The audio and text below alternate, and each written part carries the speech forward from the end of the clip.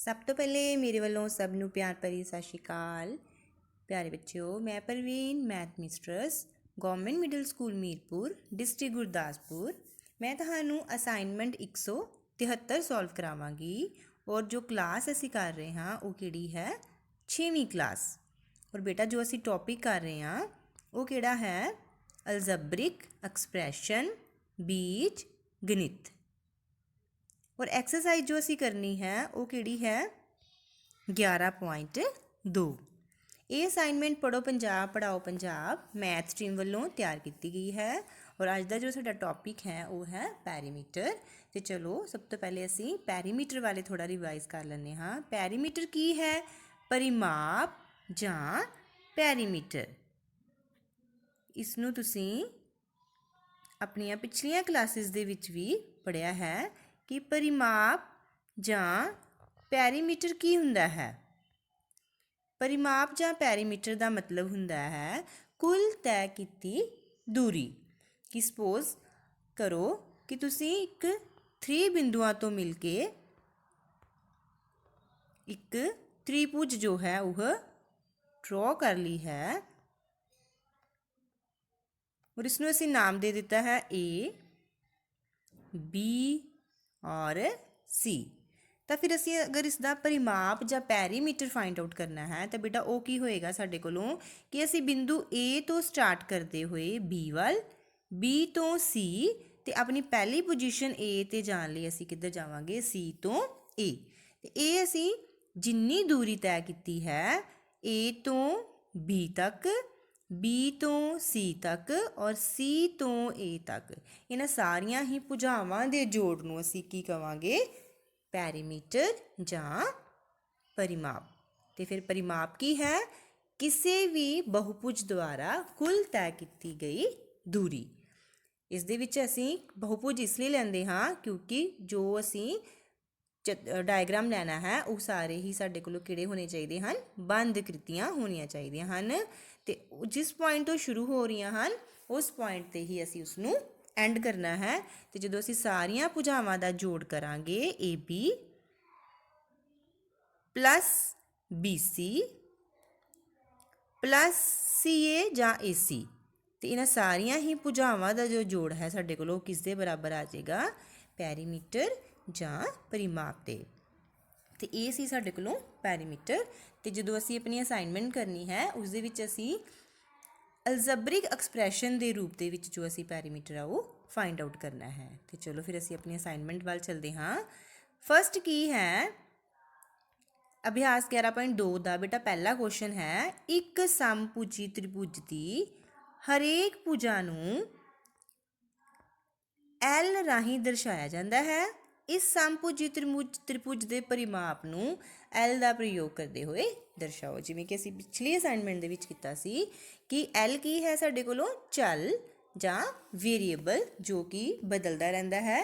तो असीं त्रिभुज के परिमाप नूं चल के रूप विच दर्शाना है। और त्रिभुज किहड़ी लैनी है असीं समभुजी त्रिभुज। समभुजी त्रिभुज किहड़ी सी ओह त्रिभुज जिस दियां सारियां ही भुजावां जो हैं वह बराबर हुंदियां हैं। अगर साडे कोल त्रिभुज है ए बी सी तो समभुजी त्रिभुज किहड़ी होएगी ए बी बराबर बी सी बराबर सी ए जिसदे तीनों भुजावां बराबर और तीनों ही कोण बराबर हुंदे हन। हुण अगर इस त्रिभुज के तीनों ही भुजावां बराबर हैं और अगर असीं उसकी हरेक भुजा नूं एल के रूप विच दर्शा रहे हाँ तो इसदा मतलब ए बी साडे कोलों कितनी आ गई एल बी सी भी कितनी आ गई एल और सी ए भी जो है वो कितनी आ गई साडे कोलों एल। तो फिर समभुजी त्रिभुज का जो परिमाप है वो साडे कोलों कितना आ जाएगा L plus L plus L. और जो असीं 3 बारी एल जोड़ लांगे तो सेम चल नूं असीं जोड़ सकते हैं तो कितना आ गया साडे कोलों 3 एल। जां असीं इसनूं इस तरह भी कर सकते सी कि समभुजी त्रिभुज का जो परिमाप है वो किहदे बराबर हुंदा है 3 गुना भुजा दे। 3 क्योंकि समभुजी त्रिभुज दियां तीनों भुजावां बराबर तो भुजा बराबर किहड़ी है साडे कोलों एल। तो फिर वो की आ जाना सी 3 एल परिमाप। ठीक है। नैक्सट है साडे कोलों ਇੱਕ ਸਮ 6 ਭੁਜ ਦੀ ਇੱਕ ਭੁਜਾ ਨੂੰ L ਰਾਹੀਂ ਦਰਸਾਇਆ ਜਾਂਦਾ ਹੈ। ਇਸ ਸਮ 6 ਭੁਜ ਦੇ ਪਰਿਮਾਪ ਨੂੰ L ਦਾ ਪ੍ਰਯੋਗ ਕਰਦੇ ਹੋਏ ਦਰਸਾਓ। ਸਮ 6 ਭੁਜ ਅਸੀਂ ਕੀ ਕਿਹਾ ਸੀ ਕਿ ਸਮ 6 ਭੁਜ ਉਹ ਬਹੁਭੁਜ ਹੈ ਜਿਸ ਦੀਆਂ 6 ਭੁਜਾਵਾਂ ਹੁੰਦੀਆਂ ਹਨ। ਔਰ ਸਮ ਦਾ ਮਤਲਬ ਕਿ ਸਾਰੀਆਂ ਹੀ 6 ਭੁਜਾਵਾਂ ਆਪਸ 'ਚ ਕੀ ਹੋਣਗੀਆਂ, ਬਰਾਬਰ ਹੋਣਗੀਆਂ।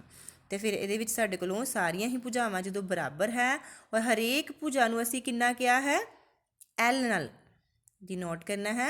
ਤੇ ਜਦੋਂ 6 ਭੁਜਾਵਾਂ ਆ ਗਈਆਂ ਤੇ ਇਸ ਦਾ ਪਰਿਮਾਪ ਕੀ ਹੋ ਜਾਏਗਾ, ਫਿਰ ਸਾਰੀ ਭੁਜਾਵਾਂ ਦਾ ਜੋੜ। ਤੇ ਫਿਰ ਅਸੀਂ L ਨੂੰ ਕਿੰਨੇ ਵਾਰੀ ਬੇਟਾ ਜੋੜ ਦਾਂਗੇ, 6 ਵਾਰੀ। ਤੇ 6 ਵਾਰੀ ਜੋੜਨ ਤੇ ਬਾਅਦ ਸਾਡੇ ਕੋਲੋਂ ਕੀ ਆ ਜਾਏਗਾ, 6L। ਤੇ ਇਸ ਨੂੰ ਵੀ ਅਸੀਂ ਕਿਸ ਪ੍ਰਕਾਰ ਕਰ ਸਕਦੇ ਸੀ ਕਿ ਸਮ 6 ਭੁਜ ਦਾ ਪਰਿਮਾਪ ਬਰਾਬਰ, ਕਿਉਂਕਿ ਉਸ ਦੀਆਂ 6 ਦੀ 6 ਭੁਜਾਵਾਂ ਬਰਾਬਰ 6 ਗੁਣਾ ਭੁਜਾ।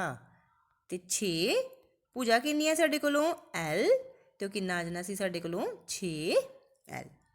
ਇਹ ਸੀ ਸਾਡੇ ਕੋਲੋਂ ਸਮ ਭੁਜੀ ਤ੍ਰਿਭੁਜ ਦਾ ਪਰਿਮਾਪ ਤੇ ਸਮ 6 ਭੁਜੀ ਤ੍ਰਿਭੁਜ ਦਾ ਪਰਿਮਾਪ।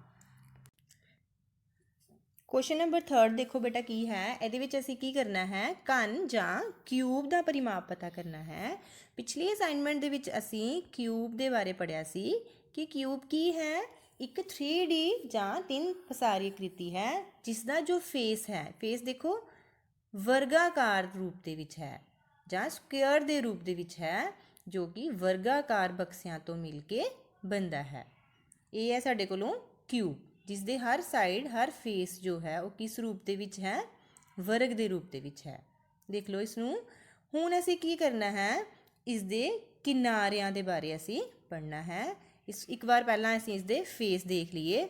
ਫੇਸ ਦੇਖੋ ਇਸ ਦੇ ਕਿੰਨੇ ਹੈ, ਬਲੂ ਜੋ ਲਾਈਨ ਹੈ ਉਸ ਦੇ ਕੀ ਨਜ਼ਰ ਆ ਰਹੇ, ਕੀ ਹਨ ਇਸ ਦੇ ਫੇਸ। ਫੇਸ ਕਾਊਂਟ ਕਰੋ, 1 2 3 4 5 ਐਂਡ 6। ਇਹ 6 ਕੀ ਹੈ, ਇਸ ਦੇ ਫੇਸ। ਤੇ ਹੁਣ ਅਸੀਂ ਕੀ ਕਰਨਾ ਹੈ, ਇਸ ਦੇ ਕਿਨਾਰੇ ਪੜ੍ਹਨੇ ਹਨ। ਕਿਨਾਰੇ ਬੇਟਾ ਦੇਖੋ ਕਿੰਨੇ ਹਨ ਇਸ ਦੇ, ਕਿਨਾਰੇ ਕਾਊਂਟ ਕਰੀਏ, ਕਿਨਾਰੇ ਕਾਊਂਟ ਕਰੋ, 1 2 3 4 5 6 7 8 9 and 10 11 and 12। ਇਸ ਦੇ ਟੋਟਲ ਜੋ ਕਿਨਾਰੇ ਹਨ ਉਹ ਸਾਡੇ ਕੋਲੋਂ ਕਿੰਨੇ ਆ ਗਏ, 12। ਦੇਖ ਲਓ ਸਾਰੀ ਸਾਈਡ ਤੋਂ ਅਸੀਂ ਇਸ ਨੂੰ ਕਾਊਂਟ ਕਰਾਂਗੇ ਤੇ ਸਾਡੇ ਕੋਲੋਂ ਕਿੰਨੇ ਫੇਸ ਇਸ ਦੇ ਕਿਨਾਰੇ ਕਿੰਨੇ ਆ ਗਏ, ਇਸ ਦੇ 12। 4 ਸਾਈਡਸ ਹਨ ਇਸ ਦੀਆਂ, ਸੌਰੀ 6 ਫੇਸ ਹਨ ਔਰ 12 ਜੋ ਇਸ ਦੇ ਕਿਨਾਰੇ ਸਨ। ਔਰ ਇਸ ਦੇ ਜੋ ਐਜਸ ਸਨ ਉਹ ਕਿੰਨੀਆਂ ਸਨ, 8। ਤੇ ਚਲੋ ਅਸੀਂ ਆਪਣੀ ਅਸਾਈਨਮੈਂਟ ਵੱਲ ਚੱਲਦੇ ਹਾਂ।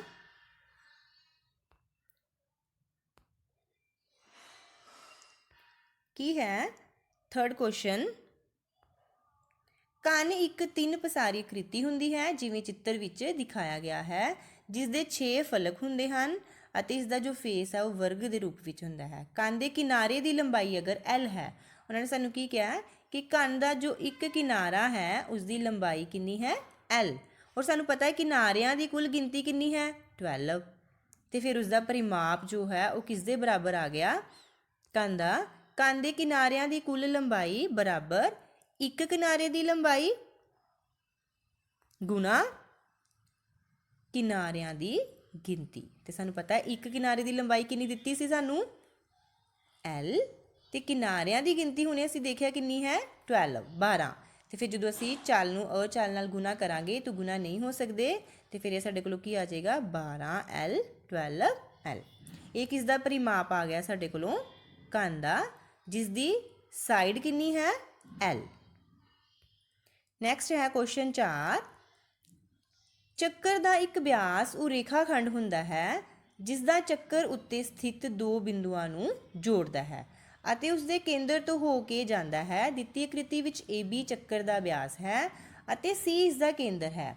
ਚੱਕਰ ਦੇ ਵਿਆਸ D ਨੂੰ ਉਸ ਦੇ ਅਰਧ ਵਿਆਸ ਦੇ ਪਦਾਂ ਵਿੱਚ ਦਰਸਾਓ। ਦੇਖੋ ਜਿਵੇਂ ਕਿ ਬੇਟਾ ਅਸੀਂ ਚੱਕਰ ਕਰਦੇ ਹਾਂ ਚੱਕਰ ਕੀ ਹੈ? ਇੱਕ ਸਥਿਰ ਬਿੰਦੂ ਤੋਂ ਬਰਾਬਰ ਬਿੰਦੂਆਂ ਨੂੰ ਮਿਲਾਉਣ ਤੇ ਬਣਿਆ ਜੋ ਬੰਦ ਕ੍ਰਿਤੀ ਹੈ ਉਸ ਨੂੰ ਇੱਕ ਚੱਕਰ ਕਿਹਾ ਜਾਂਦਾ ਹੈ, ਔਰ ਜੋ ਉਸ ਦਾ ਸਥਿਰ ਬਿੰਦੂ ਹੈ ਉਸ ਨੂੰ ਅਸੀਂ ਕੀ ਕਹਿੰਦੇ ਹਾਂ? ਚੱਕਰ ਦਾ ਕੇਂਦਰ। ਜਿਵੇਂ ਸੋਚੋ, ਅਗਰ ਅਸੀਂ ਇਸ ਬਿੰਦੂ ਨੂੰ ਫਿਕਸ ਲੈ ਲੈਂਦੇ ਹਾਂ ਤਾਂ ਇਸ ਫਿਕਸ ਬਿੰਦੂ ਤੋਂ ਬਰਾਬਰ ਦੂਰੀਆਂ ਤੇ ਅਸੀਂ ਸਥਿਰ ਬਿੰਦੂ ਤੋਂ ਬਰਾਬਰ ਦੂਰੀਆਂ ਤੇ ਬਿੰਦੂ ਲਗਾਉਣੇ ਹਨ, ਤਾਂ ਇਹ ਜੋ ਬਿੰਦੂ ਹੈ ਇਹ ਸਾਨੂੰ ਬਹੁਤ ਛੋਟੇ ਛੋਟੇ ਛੋਟੇ ਛੋਟੇ ਇਸ ਪ੍ਰਕਾਰ ਲਗਾਉਣੇ ਹੈ ਕਿ ਜਦੋਂ ਅਸੀਂ ਇਸ ਨੂੰ ਦੇਖੀਏ ਤੇ ਇਹ ਸਾਨੂੰ ਬਿੰਦੂ ਨਜ਼ਰ ਨਹੀਂ ਆਉਂਦੇ, ਇਹ ਕੀ ਬਣ ਜਾਂਦਾ ਹੈ? ਇੱਕ ਚੱਕਰ। ਔਰ ਇਸ ਜੋ ਸਥਿਰ ਬਿੰਦੂ ਨੂੰ ਅਸੀਂ ਕੀ ਬੋਲਦੇ ਹਾਂ? ਇਹ ਸਥਿਰ ਬਿੰਦੂ ਬੇਟਾ ਸਾਡੇ ਕੋਲੋਂ ਕੀ ਹੁੰਦਾ ਹੈ? ਚੱਕਰ ਦਾ ਕੇਂਦਰ। ਇਹ ਕੀ ਹੈ ਸਾਡੇ ਕੋਲੋਂ? ਚੱਕਰ ਦਾ ਕੇਂਦਰ। ਹੁਣ ਅਸੀਂ ਕੀ ਕਰਨਾ ਹੈ? ਇਸ ਚੱਕਰ ਦੇ ਕੇਂਦਰ ਤੋਂ ਚੱਕਰ ਦੇ ਉੱਤੇ ਕਿਤੇ ਵੀ ਇੱਕ ਬਿੰਦੂ ਨਾਲ ਉਸ ਨੂੰ ਮਿਲਾ ਦੇਣਾ ਹੈ। ਸੋਚੋ, ਅਗਰ ਇਸ ਨੂੰ ਅਸੀਂ ਇਸ ਬਿੰਦੂ ਨਾਲ ਮਿਲਾ ਦਿੱਤਾ ਔਰ ਇਹਨੂੰ ਅਸੀਂ ਚੱਕਰ ਦੇ ਕੇਂਦਰ ਨੂੰ ਨਾਮ ਦੇ ਦਿੱਤਾ O, ਔਰ ਚੱਕਰ ਤੇ ਜੋ ਬਿੰਦੂ ਹੈ ਉਸ ਨੂੰ ਨਾਮ ਦੇ ਦਿੱਤਾ A, ਤਾਂ ਫਿਰ OA ਇੱਥੇ ਸਾਡੇ ਕੋਲੋਂ ਕੀ ਬਣ ਜਾਏਗਾ? ਕੇਂਦਰ ਤੋਂ ਚੱਕਰ ਤੱਕ ਦੀ ਦੂਰੀ, ਜਿਸ ਨੂੰ ਅਸੀਂ ਕੀ ਬੋਲਦੇ ਹਾਂ? ਅਰਧ ਵਿਆਸ। R ਯਾਨੀ ਕਿ ਅਰਧ ਵਿਆਸ ਜਾਂ ਰੇਡੀਅਸ। ਅਗਰ ਅਸੀਂ O ਬਿੰਦੂ ਤੋਂ ਚੱਕਰ ਦੇ ਇਸ ਬਿੰਦੂ ਨਾਲ ਵੀ ਮਿਲਾ ਦਾਂਗੇ OB, ਤਾਂ OB ਵੀ ਸਾਡੇ ਕੋਲੋਂ ਕੀ ਬਣ ਜਾਏਗਾ? ਚੱਕਰ ਦਾ ਅਰਧ ਵਿਆਸ। ਫਿਰ ਅਗਰ ਅਸੀਂ ਬਿੰਦੂ O ਨੂੰ ਚੱਕਰ ਦੇ ਇਸ ਬਿੰਦੂ ਨਾਲ ਮਿਲਾ ਦਈਏ, ਜਿਸ ਨੂੰ ਅਸੀਂ ਨਾਮ ਦੇ ਦਿੱਤਾ C, ਤਾਂ ਉਹ ਵੀ ਸਾਡੇ ਕੋਲੋਂ OC ਵੀ ਸਾਡੇ ਕੋਲੋਂ ਕੀ ਹੋਵੇਗਾ? ਚੱਕਰ ਦਾ ਅਰਧ ਵਿਆਸ। ਇਹਦਾ ਮਤਲਬ ਕੇਂਦਰ ਤੋਂ ਚੱਕਰ ਤੱਕ ਦੀ ਦੂਰੀ, ਜਿਸ ਨੂੰ ਅਸੀਂ ਜਿਸ ਮਰਜ਼ੀ ਬਿੰਦੂ ਨਾਲ ਕੇਂਦਰ ਤੋਂ ਮਿਲਾ ਦਈਏ, ਉਹ ਸਾਡੇ ਕੋਲੋਂ ਕੀ ਹੋਣਗੇ? ਚੱਕਰ ਦੇ ਅਰਧ ਵਿਆਸ। ਹੁਣ ਅਸੀਂ ਕੀ ਫਾਈਂਡ ਆਊਟ ਕਰਨਾ ਹੈ? ਚੱਕਰ ਦਾ ਵਿਆਸ। ਤੇ ਚੱਕਰ ਦਾ ਵਿਆਸ ਕੀ ਹੈ? ਉਹ ਜੀਵਾ ਜਾਂ ਉਹ ਰੇਖਾ ਖੰਡ ਜੋ ਕੇਂਦਰ ਵਿੱਚੋਂ ਹੋ ਕੇ ਗੁਜ਼ਰਦੀ ਹੈ ਔਰ ਚੱਕਰ ਤੇ ਦੋ ਬਿੰਦੂਆਂ ਤੇ ਆ ਕੇ ਮਿਲਦੀ ਹੈ। ਤੇ ਅਸੀਂ ਇਸ ਨੂੰ ਦੇਖਿਆ ਡਾਇਗਰਾਮ ਨੂੰ, ਤੇ ਇਹ ਸਾਡੇ ਕੋਲ ਰੇਖਾ ਖੰਡ ਕਿਹੜੀ ਬਣ ਰਹੀ ਹੈ? AC, ਜੋ ਕੇਂਦਰ ਵਿੱਚੋਂ ਵੀ ਗੁਜ਼ਰ ਰਹੀ ਹੈ ਔਰ ਚੱਕਰ ਤੇ ਦੋ ਬਿੰਦੂਆਂ ਤੇ ਵੀ ਮਿਲ ਰਹੀ ਹੈ।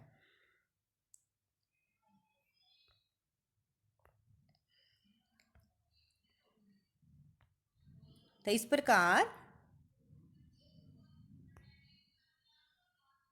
साडे कोलों अर्ध व्यास जो है वो किस तरह बन जाएगा?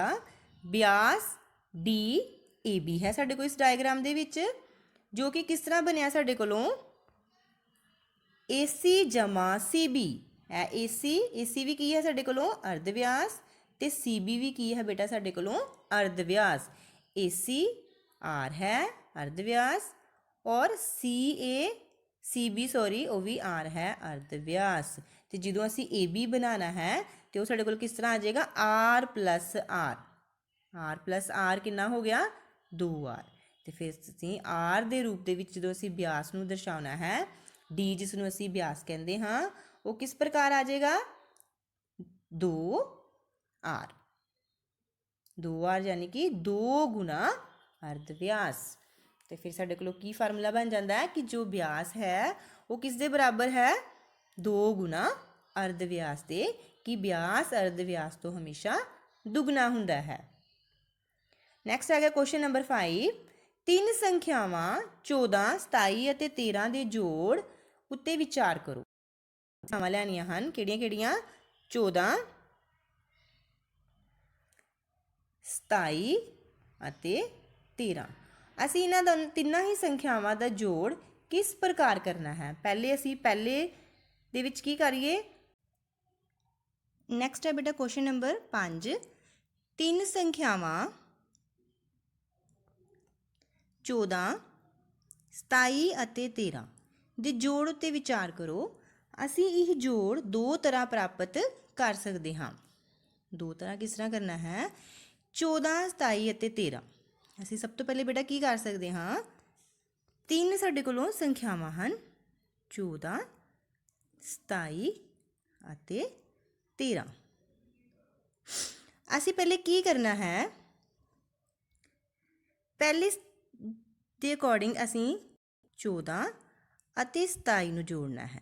ਜਦੋਂ ਅਸੀਂ 14 ਅਤੇ 27 ਨੂੰ ਜੋੜਿਆ ਤੇ ਸਾਡੇ ਕੋਲੋਂ ਜੋੜ ਕਿੰਨਾ ਆ ਗਿਆ 41।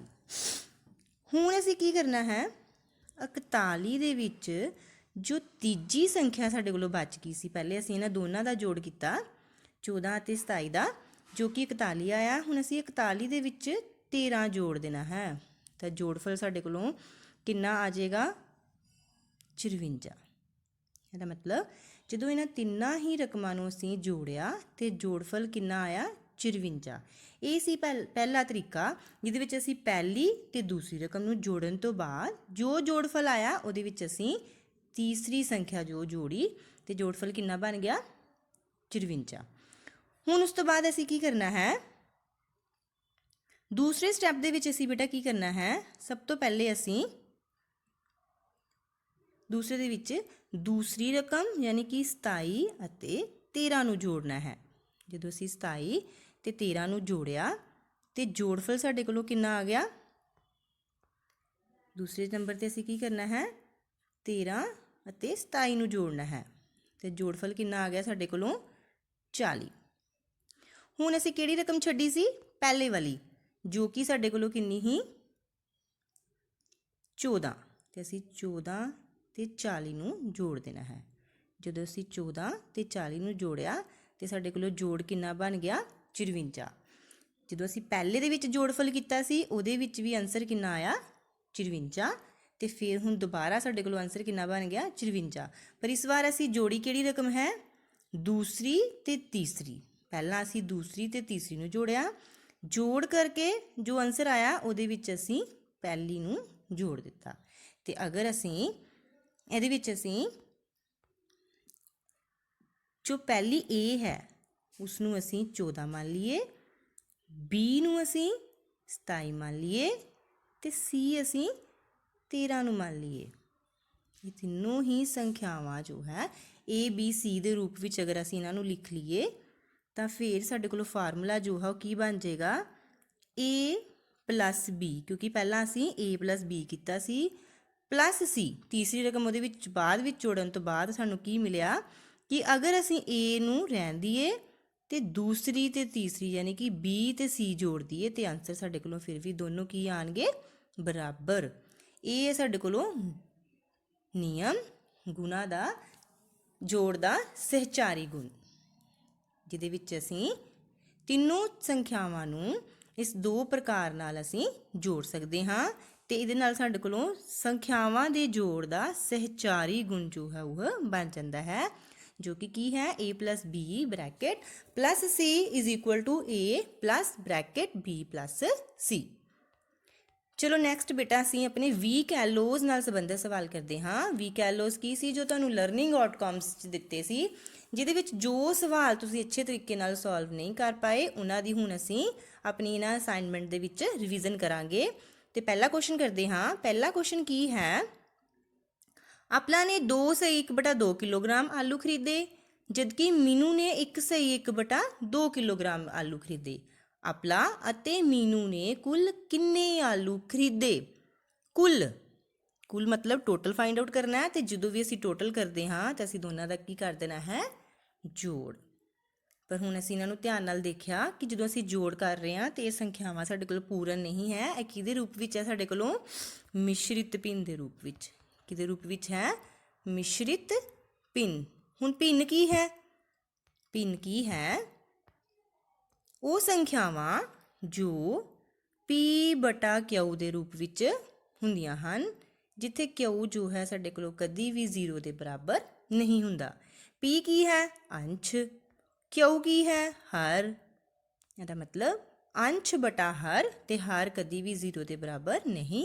ਤੇ ਜਿਹੜੇ P ਤੇ ਅੰਸ਼ ਤੇ Q, P ਤੇ Q ਦੋਨੋਂ ਹੀ ਸੰਖਿਆਵਾਂ ਹਨ, ਉਹ ਸਾਡੇ ਕੋਲੋਂ ਕਿਹੜੀਆਂ ਹੋਣੀਆਂ ਚਾਹੀਦੀਆਂ ਹਨ ਪੂਰਨ ਸੰਖਿਆਵਾਂ। ਪੂਰਨ ਸੰਖਿਆਵਾਂ ਉਹ ਸੰਖਿਆਵਾਂ ਜੋ ਕੀ ਹੁੰਦੀਆਂ ਹਨ 0 ਤੋਂ ਸ਼ੁਰੂ ਹੁੰਦੀਆਂ ਹਨ, 0 1 2 3 4 ਐਂਡ ਸੋ ਔਨ। ਸਭ ਤੋਂ ਛੋਟੀ ਸੰਖਿਆ ਸਾਡੇ ਕੋਲ ਇਹਦੇ ਵਿੱਚ ਕਿਹੜੀ ਹੋਗੀ 0। ਤੇ ਫਿਰ ਭਿੰਨਾਂ ਕਿਹੜੀਆਂ ਹਨ, ਉਹ ਸੰਖਿਆਵਾਂ ਜੋ P/Q ਦੇ ਰੂਪ ਵਿੱਚ ਹੁੰਦੀਆਂ ਹਨ, Q 0 ਦੇ ਬਰਾਬਰ ਨਹੀਂ ਹੁੰਦਾ। P ਨੂੰ ਅਸੀਂ ਅੰਸ਼ ਤੇ Q ਨੂੰ ਅਸੀਂ ਹਰ ਕਹਿੰਦੇ ਹਾਂ, ਤੇ P ਤੇ Q ਦੋਨੋਂ ਹੀ ਸਾਡੇ ਕੋਲੋਂ ਪੂਰਨ ਸੰਖਿਆਵਾਂ ਹੁੰਦੀਆਂ ਹਨ। ਭਿੰਨ ਦਾ ਹੀ ਇੱਕ ਰੂਪ ਜੋ ਅਸੀਂ ਅੱਜ ਕਰਨਾ ਹੈ ਉਹ ਹੈ ਮਿਸ਼ਰਿਤ ਭਿੰਨ। ਜਿਹਦੇ ਵਿੱਚ ਅਸੀਂ ਜੋੜ ਕਰਨਾ ਹੈ 2 ਸਹੀ 1/2 ਜਮਾ 1 ਸਹੀ 1/2। ਹੁਣ ਬੇਟਾ ਇਹਦਾ ਅਸੀਂ ਜੋੜ ਕਿਸ ਤਰ੍ਹਾਂ ਕਰਨਾ ਹੈ 2 ਸਹੀ 1/2 ਦਾ ਪਲੱਸ 1 ਸਹੀ 1/2 ਦਾ। ਤੇ ਉਹਦੇ ਲਈ ਅਸੀਂ ਕੀ ਕਰਨਾ ਹੈ ਦੋਨੋਂ ਹੀ ਭਿੰਨਾਂ ਮਿਸ਼ਰਿਤ ਭਿੰਨਾਂ ਨੂੰ ਪਹਿਲਾਂ ਅਸੀਂ ਅਨੁਚਿਤ ਭਿੰਨ ਦੇ ਰੂਪ ਵਿੱਚ ਬਦਲ ਲਈਏ।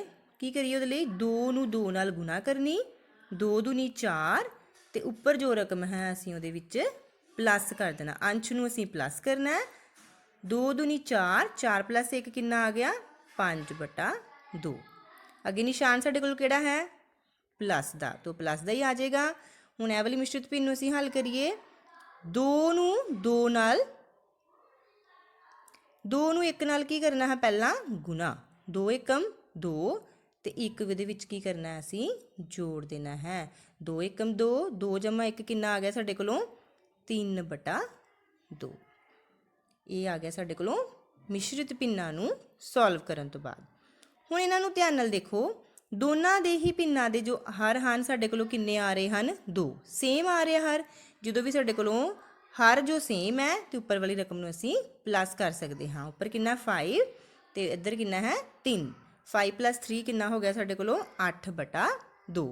ਹੁਣ ਅਸੀਂ 8 ਨੂੰ 2 ਨੂੰ ਜਦੋਂ 8 ਨੂੰ 2 ਨਾਲ ਭਾਗ ਕਰਾਂਗੇ ਤੇ ਕਿੰਨਾ ਜਵਾਬ ਆ ਜਾਏਗਾ 4। ਤੇ ਇਹਦਾ ਮਤਲਬ ਜੋ ਆਨਸਰ ਆਇਆ ਸਾਡੇ ਕੋਲੋਂ ਕਿੰਨਾ ਆਇਆ 4। ਤੇ 4 ਫਿਰ ਕੀ ਹੈ ਸਾਡੇ ਕੁਐਸਚਨ ਦਾ ਜਵਾਬ ਹੈ ਕਿ ਅਪਲਾ ਤੇ ਮੀਨੂ ਦੋਨਾਂ ਨੇ ਕਿੰਨੇ ਕਿਲੋ ਆਲੂ ਖਰੀਦੇ। ਤੇ ਸਾਡਾ ਸਹੀ ਆਪਸ਼ਨ ਕਿਹੜਾ ਆ ਜਾਏਗਾ ਆਪਸ਼ਨ ਡੀ 4 ਕਿਲੋ।